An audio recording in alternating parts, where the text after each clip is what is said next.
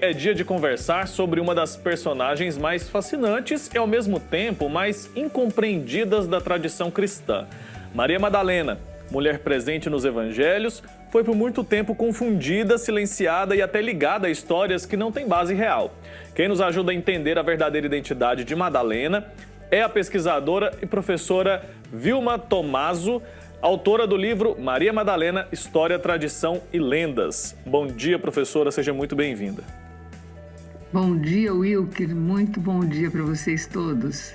Bom recebê-la, ainda mais para falar sobre essa sua obra que chama bastante atenção, porque a gente, às vezes, não conhece de fato a história de Maria Madalena, a confunde com outras pessoas da história da tradição cristã. Então eu queria saber de onde surgiu o seu interesse por ela, por escrever sobre Maria Madalena.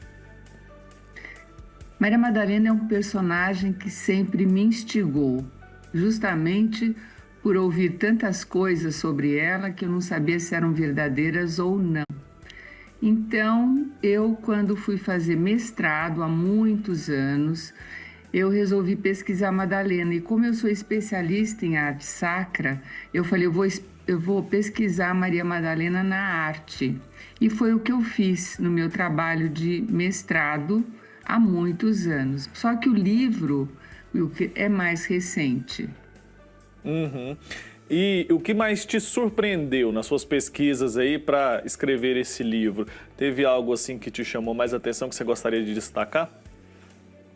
Sim, aconteceram muitas coisas, né? Por que eu lancei o livro bem depois e de uma outra forma também? Quer dizer, eu praticamente refiz essa pesquisa de mestrado, não foi só a pesquisa, porque eu continuei pesquisando. Já são 20 anos que eu pesquiso Maria Madalena. O que me chamou a atenção é que ela é a mulher mais citada. Ela não é a mais importante. A mais importante é a Virgem Maria, claro. Mas ela é a mais citada. E um fato interessante é que quando eu terminei a pesquisa de mestrado, que eu já estava dando vários cursos e palestras, foi lançado o Código da Vinci. Então, foi aquela, não sei se você se lembra disso, Wilker. Sim.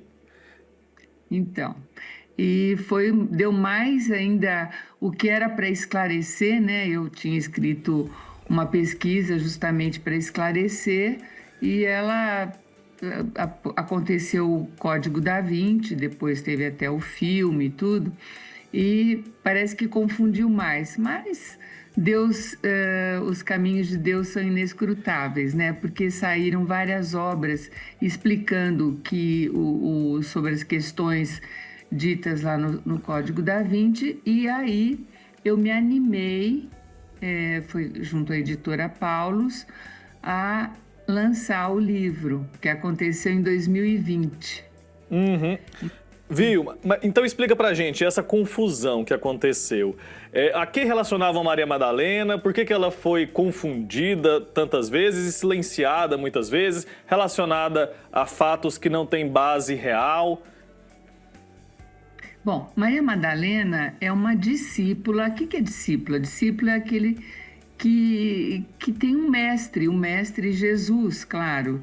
Então, ela acompanhava Jesus. A gente vê em Lucas 8 que havia mulheres que acompanhavam Jesus, que eram discípulas, e que elas tinham seus próprios recursos, quer dizer, elas patrocinavam aquelas viagens de Jesus e dos outros discípulos. Quer dizer, que elas eram mulheres que estavam de forma igual lá com os discípulos de Jesus, né?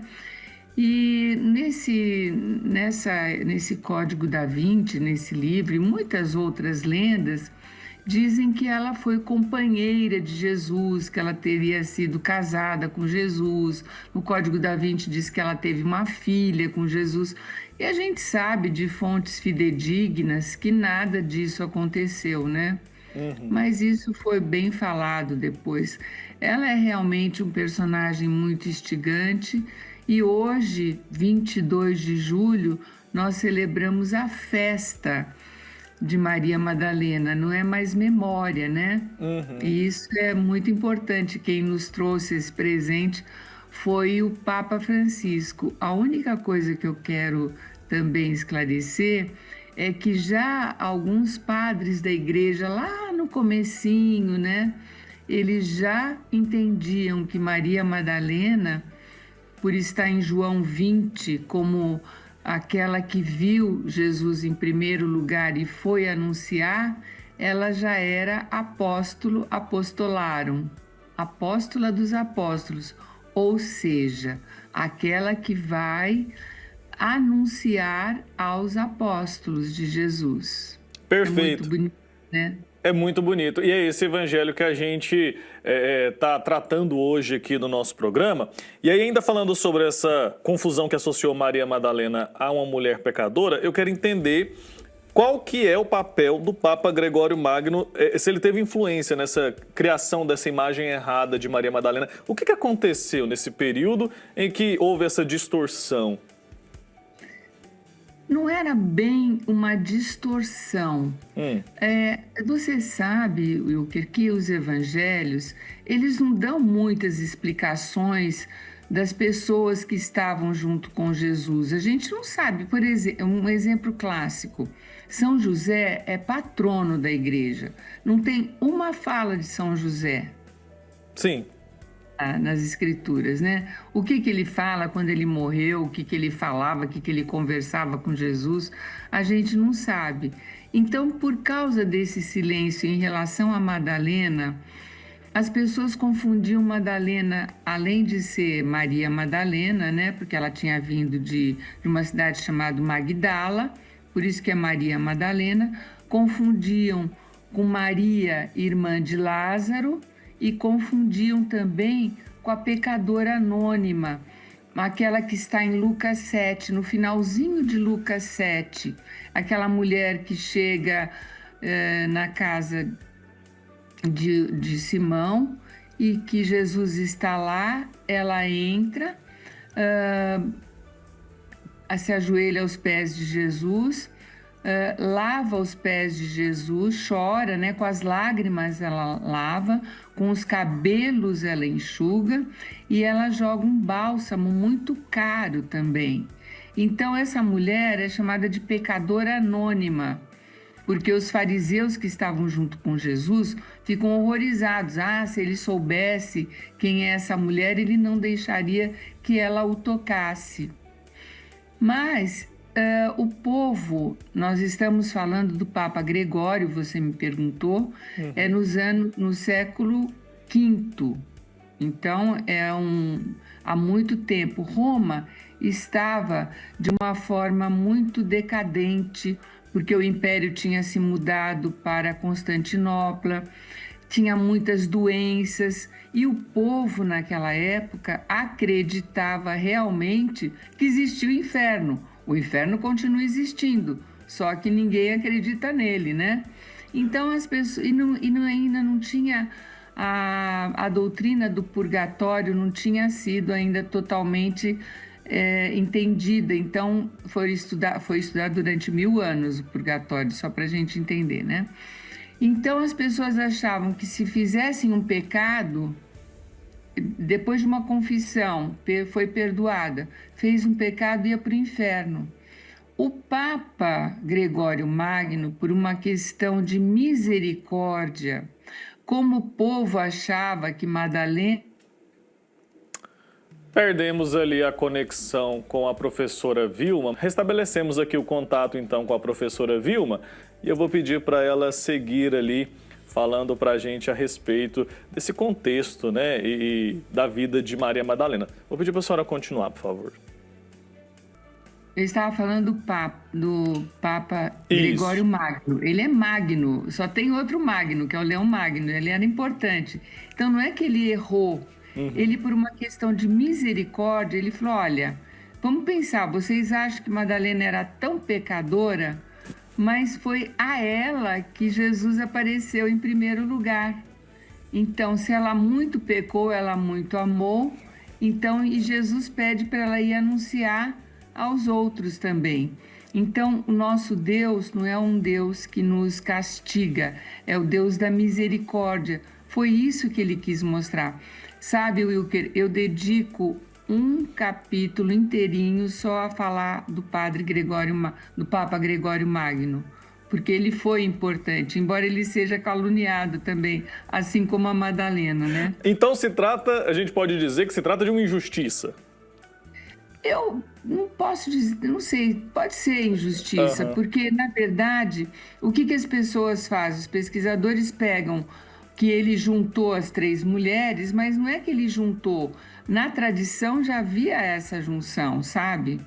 Então, ele usou isso de uma forma benéfica para o povo entender que o nosso Deus é o Deus da misericórdia, como eu já havia dito, né? E eu, no final do livro, eu não sei se eu vou mostrar aqui o livro para vocês, é muito bonito, viu, Wilker? Eu vi a capa dele. Você viu? Olha aqui, estou mostrando para os telespectadores, olha. E ele é todo com arte também, né? Eu coloquei as 2 homilias, a 25 e a 33, em que ele fala sobre essa mulher. E ele fala com muito respeito, com muito carinho, com muita admiração de Maria Madalena. Vale a pena, porque as pessoas falam, o Papa juntou as 3 mulheres. Mas em que contexto, né? Se a gente não entender o contexto, a gente pode cair no erro de falar algo que não é verdade, né? Perfeito. A senhora falou aí sobre o fato, né, de que os evangelhos eles não vão trazer detalhes sobre a vida de nenhum dos personagens ali. Afinal, esse também não é o objetivo da Bíblia em momento algum, ser a biografia de alguém. Mas eu queria entender como que você fez essas pesquisas, em que tipo de material a senhora conseguiu informações, conseguiu fazer esse levantamento de dados. A gente sabe que tem alguns evangelhos apócrifos e gnósticos que falam sobre Maria Madalena, mas quais são as fontes de onde a senhora conseguiu tantas informações e informações profundas sobre Maria Madalena? Bom, em primeiro lugar, os evangelhos, né? A Bíblia, de uma forma geral, as escrituras. Depois, eu fui nos evangelhos apócrifos. Sabe que nós temos um livro sobre várias publicações, né? Não é um só, sobre os evangelhos apócrifos, e alguns falam sobre Maria Madalena. Eu também pesquisei os padres da igreja patrística, né? O que eles falam de Maria Madalena. Depois eu fui ver a tradição. A nossa igreja, além da escritura, nós não somos a religião do livro, né? Nós temos uma tradição. Não vamos nos esquecer que 20, 30 anos antes de existirem as escrituras, os apóstolos já anunciavam o Cristo, né? Sem ter escritura nenhuma. Então, existe uma tradição na igreja que é com T maiúsculo. E também fui nos comentadores, nos exegetas, né? E eu também, Wilker, estive nos lugares aonde existem relíquias de Maria Madalena. E tudo isso está no livro, é um livro bem completo. Por exemplo, tem sobre o Papa Gregório Magno, tem Madalena nos evangelhos, o que está escrito, o que não está escrito nos evangelhos, qual é a tradição e também, fora a tradição com T maiúsculo, que eu chamo, né? Que é algo que a igreja respeita, que não está escrito nos evangelhos, mas a igreja considera, existe também as lendas, né? Falavam muitas lendas de Maria Madalena que são invenções. Eu posso contar uma aqui, se você quiser. Claro, eu ia fazer essa pergunta agora. Ah, é? Então, sim, porque a senhora traz isso no título, inclusive, né? Sabe que é uma que é muito engraçada. Sabe as bodas de Caná? Sim. Madalena seria a noiva e João, o discípulo, o evangelista, seria o noivo. Aí diz que, na lenda, estou falando da lenda, Jesus transforma a água em vinho, João fica tão fascinado por Jesus que ele segue Jesus e deixa a noiva, Maria Madalena, que fica muito triste, muito revoltada, cai em pecado. E depois Jesus perdoa ela e ela é resgatada, enfim. Essa é uma lenda, né? Essa eu nunca tinha ouvido, né? E é algo que não tem fundamento. É importante deixar claro para quem está nos assistindo, né? Estamos dizendo aqui que não tem base que justifique isso não tem base real nenhuma. Mas são lendas que têm a ver. Imagino que tenha outras no livro também.